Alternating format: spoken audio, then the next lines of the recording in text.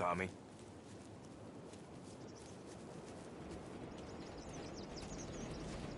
Tough day today, We Tom. gotta keep a lid on this town. Start with Biff, but don't give him nothing. I got you a clean set of wheels. And something special here, if you want it.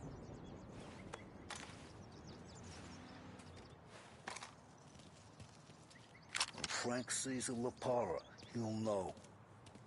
The old ways work.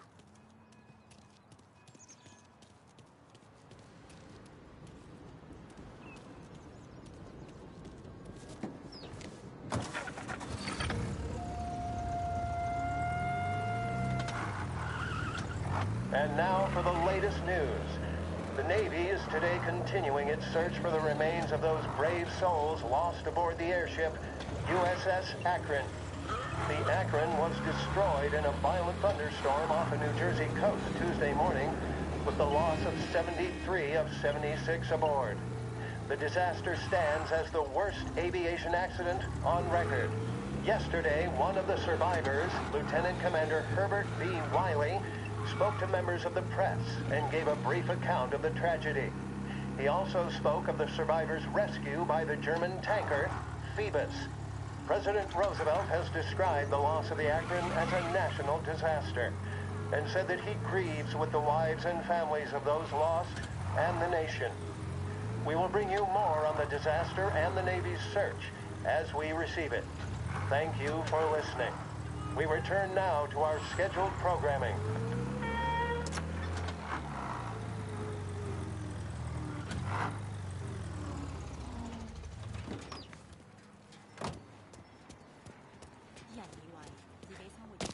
Chiedo scusa.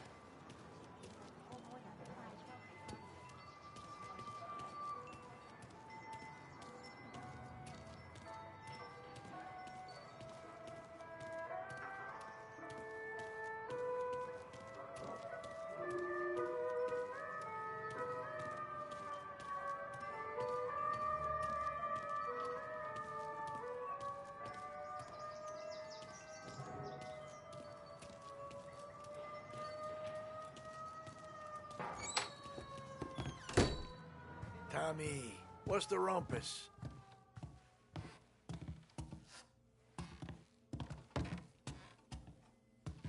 Heard any big news lately? Something that Don might want to know. It depends. What's it worth to you? $20. How about 40? All right, spill. The FBI's in town. They're getting something from Morello, but I don't know what. How'd you hear? Little Tony got some guy drunk in the Black Cat and drove him home. Heard a bunch of stuff, so he's the guy you want to see. Okay. Thanks. Always a pleasure, Tommy.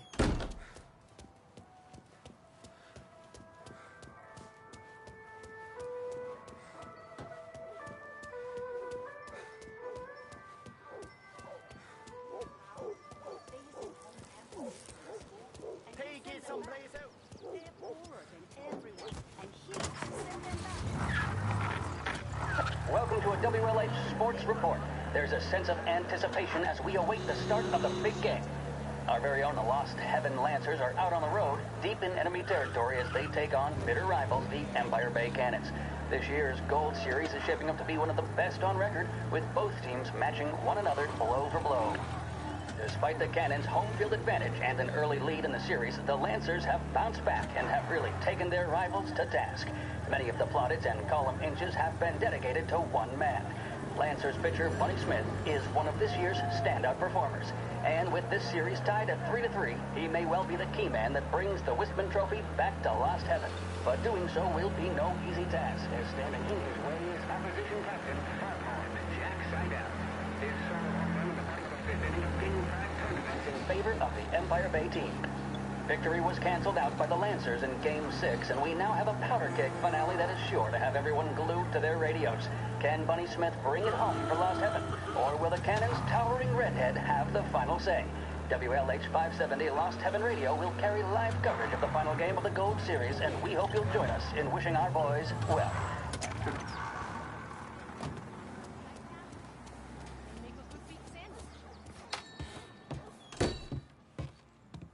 It everything okay, Tom?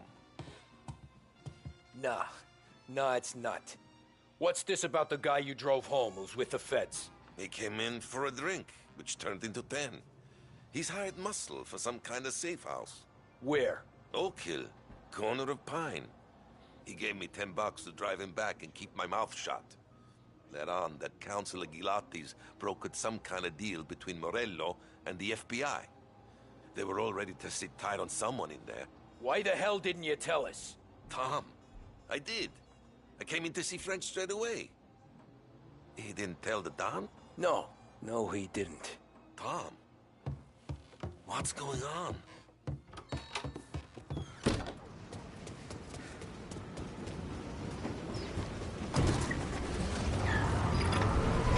We return now to the coverage of Game 7 of the Gold Series. And Bucky.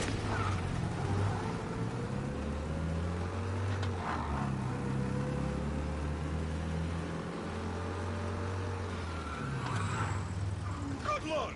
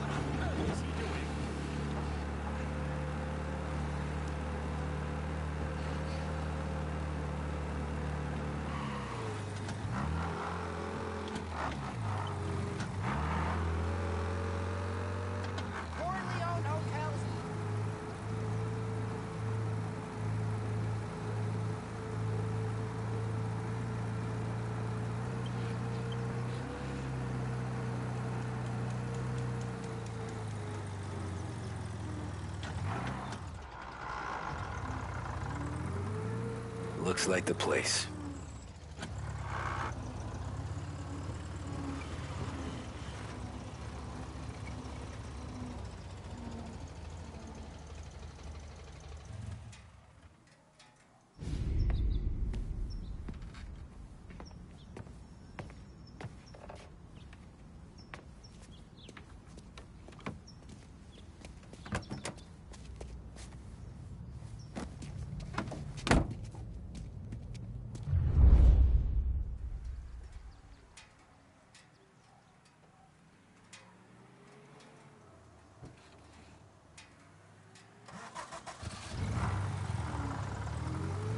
Take me to those account books, Frank.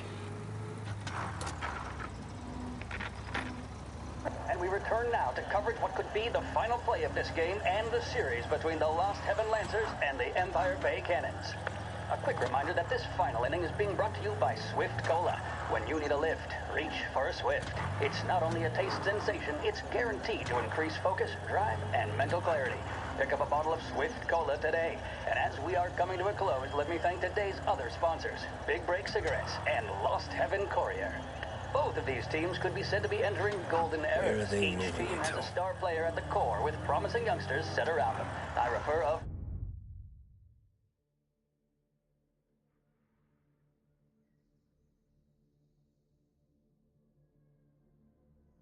course to Smith and Seidel. The Cannons have had several such golden periods. The Lancers, it's fair to say, have not. I can see Lancer's manager, Frankie Hodge, prowling in front of the dugout, gesticulating. He seems animated, to say the least. Looks like he's putting one of the officials in his place, or something or other. With the noise of the crowd, it is quite hard to say for sure. Whatever's going on down there, you can feel the sense of occasion, and you just know that whatever happens, the crowd will be the first to tell you what has happened. The Lancers are now within minutes of snatching the Gold Series, which at one stage had appeared doomed. But they equally teeter on the edge of defeat. It all comes down to the final play. Nobody is warming up in the bullpen. Nobody down there is considering the possibility of extra innings. Bunny Smith then, standing on the mound, a look of steely determination on his face. He's betraying no emotion, doesn't look nervous or tired after his exertions this series, nor does he appear to be carrying the weight of expectation. He's having a word with the umpire about something or other. What a strapping fellow. 6'2", 195 pounds. If the Lancers are to win here today, he's going to write himself into the record books. Gotta be some And kind of meat boy, happening. what that would mean to the people of Lost Heaven after such a long time without glory on the diamond. All right, they've sorted out whatever was going on. Here we go then. In for the Cannons, it's Paddy Doherty. Smith is pitching the game of his life, but Doherty's a big man. If he can catch one, it could run, and with bases loaded, the Cannons would have it. Here we go. Doherty facing down Smith. Fastball and strike. The big man thought he had it.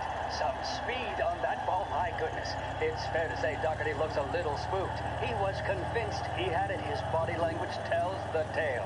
Smith remains cool under pressure, not a flicker of emotion on his face. He winds up. And that's two. There was zip on that one. Good Lord. Seidel is barking something at Doherty, but we have no chance of hearing it as the noise of the crowd reaches fever pitch. Doherty's gesturing, and that's only making Seidel more shit. irate. This They're is taking it, you to the folks. airport, Another Frank. strike, and the Lancers win. If Doherty can get behind it, surely the Cannons will get all their men home and snatch victory. A swing and a miss, and that's the winners! Lancers win! Lancers win! And Smith finally cracks an elated smile. He's thrown his cap in the air, as have his teammates. Lancers win the 1933 Gold Series!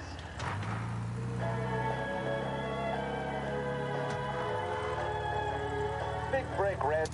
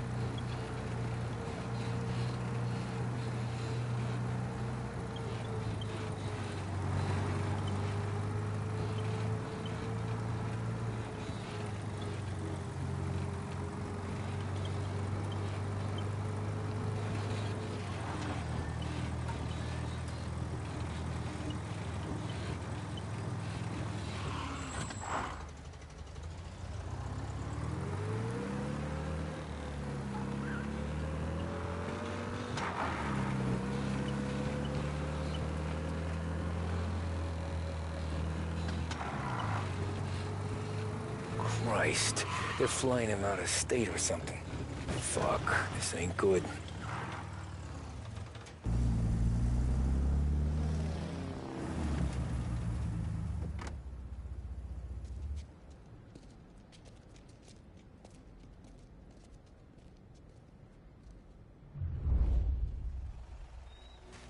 Who are these people? The FBI? Guy just flashed a badge at me and forced me out.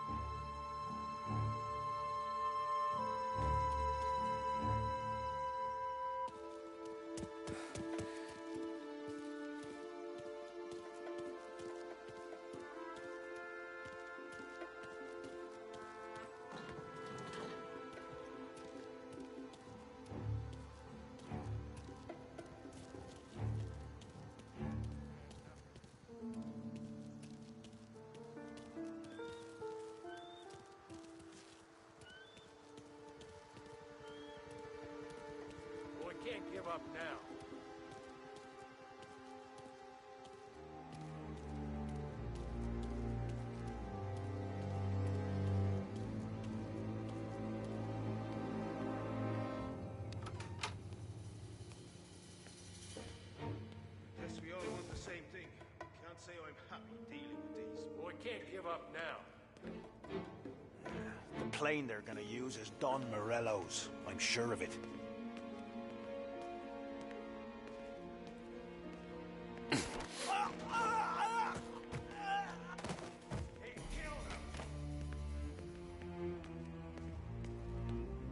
The plane they're gonna use is Don Morello's. I'm sure of it. We can't give up now.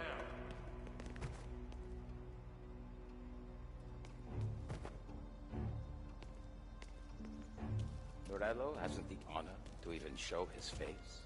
For a rat like you? Nah. Get in the car. So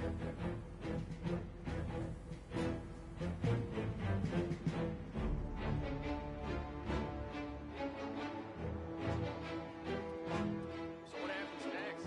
Once Morello gives us the books, our accounting guys go through them for the fine jewels. Well, let's try there. Won't Salieri's guys fly the coop before we're done?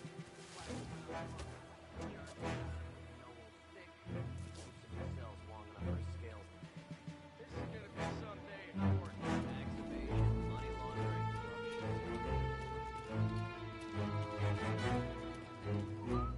All right, let's check there.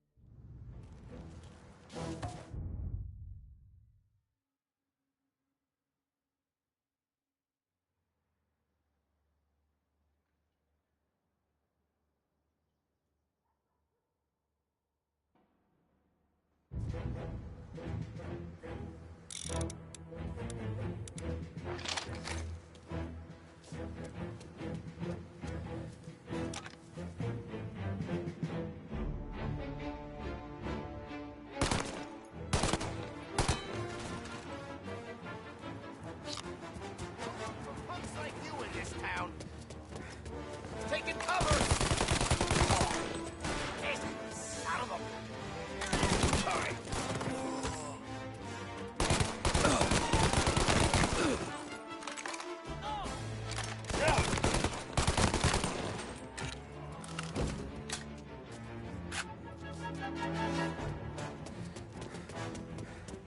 I see him.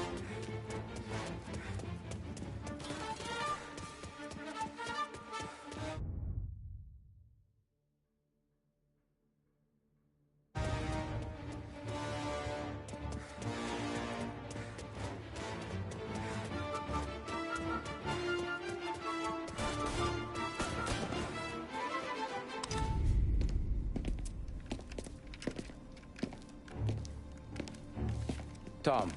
Frank, the Don sent me. I figured as much. I'm sorry it had to be you, Tommy. Anything you want me to tell him? I wish it could have shaken out better, but Morello finally came after me. It's okay. You can come out.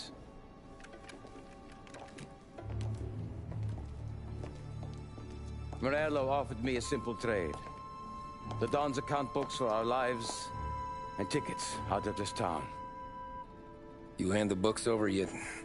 I'm not so stupid, Tom. They're safe. Morello was waiting for this. It's a key to a box in the Grand Imperial Bank downtown. I told Morello I'd hand it over after the plane was fueled and ready to go. His men were meant to fetch it before we left. I took care of them. Told them to get on a plane. Go on, March. Alice, get aboard. Frank, you're coming with us. Not right now, honey. Just get buckled in. Tommy and I, we have some serious business to discuss. But Frank... Get on the plane, March! For Alice. For me. Get on the goddamn plane, please.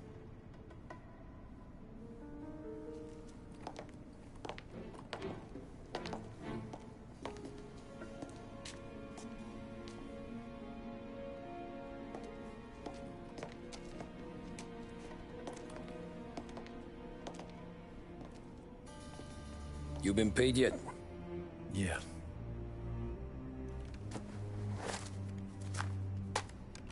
Now you've been paid twice. You take the ladies wherever they want to go.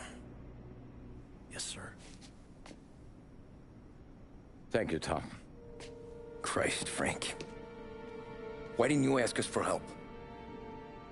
I guess I just wanted out. One way or the other. I'm tired, Tommy. Tired of lying to my wife. Tired of checking under my car every time I take a Sunday drive. And tired of waiting for the dawn to put two in my temple.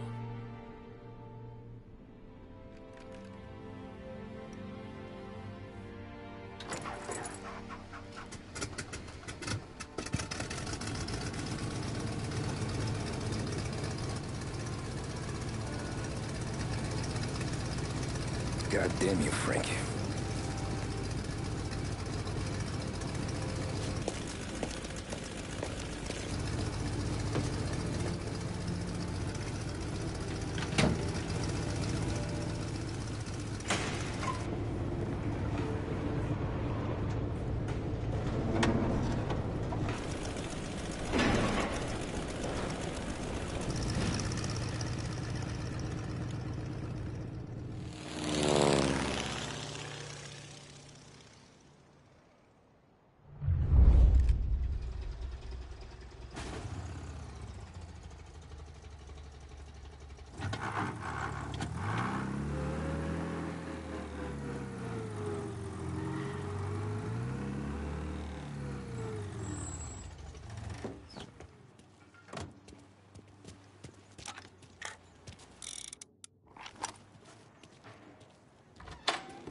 Good afternoon, sir.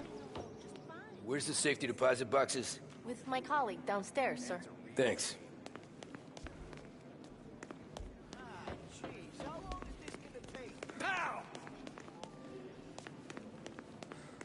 Beautiful day, huh? Uh-huh.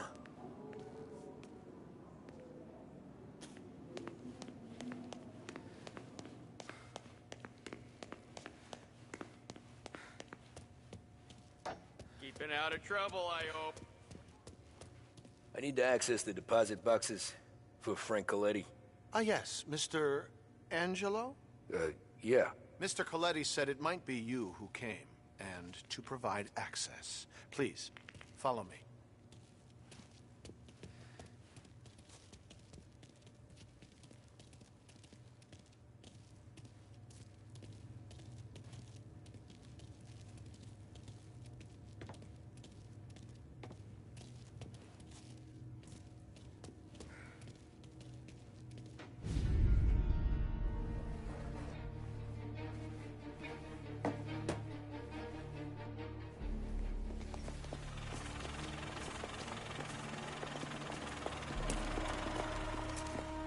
I got the books and covered my tracks.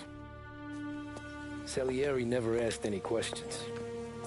In fact, apart from the funeral, I never heard him talk about Frank again.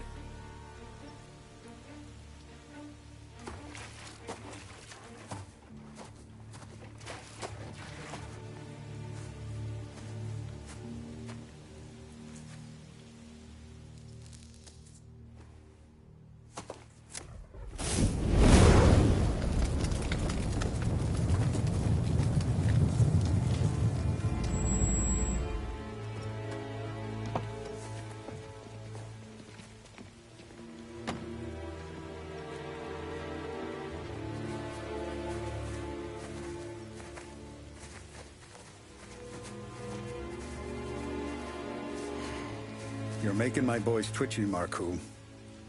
Sergio and I just came by to pay respects, that's all. Known Frank a long time. Almost as long as you. He's a good man. Smart. Loyal. Loyal to his wife. His kid above all else. There must be some kind of honor in that in you. Maybe. But I'm still looking at this headstone with his little girl's name on it. It's a hell of a thing.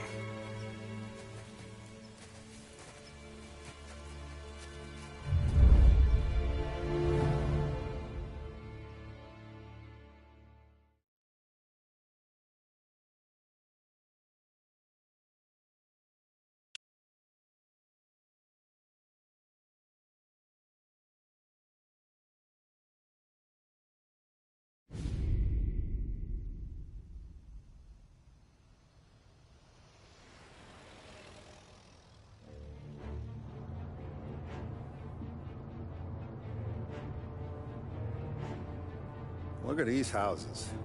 Big yards, white picket fences. It's the American dream, eh, Tommy?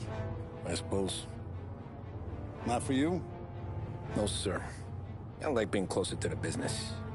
Don't let the flower beds and front porches fool you. There's more criminals out here than in the rest of the city combined. Is that why we're in the neighborhood?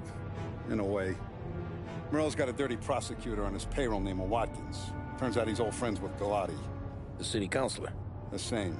Morello let drop that we might have had something to do with the Galati boy's death. Now Watkins is loaded for bear, trying to do right by his buddy. Word...